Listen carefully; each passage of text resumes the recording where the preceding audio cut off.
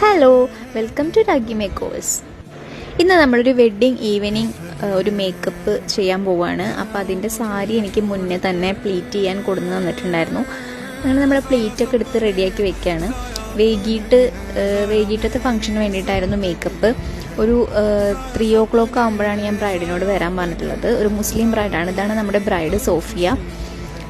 അപ്പോൾ നമ്മൾ ആദ്യം ഹെയർ പ്രിപ്പറേഷനും ക്രിമ്പിങ്ങും കാര്യങ്ങളൊക്കെ കഴിഞ്ഞിട്ട് മേക്കപ്പിന് ഇരുന്നിട്ടുണ്ട്.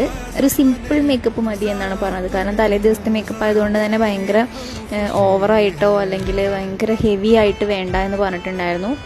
വളരെ അപ്പോൾ മിനിമലായിട്ട് സിമ്പിളായിട്ടുള്ളൊരു മേക്കപ്പാണ് ചെയ്തത്. പിന്നെ ഹെയർ ഇതുപോലെയാണ് സെറ്റ് ചെയ്തത്. സെൻറ്റർ പാർട്ടീഷൻ എടുത്തിട്ട് 2 ഭാഗത്തോട്ടും ലൈൻസ് ഇട്ടിട്ടൊരു ഹെയർ സ്റ്റൈലാണ് ചെയ്തത്. പിന്നെ മുല്ലപ്പൂവും വെച്ചിട്ടുണ്ടായിരുന്നു.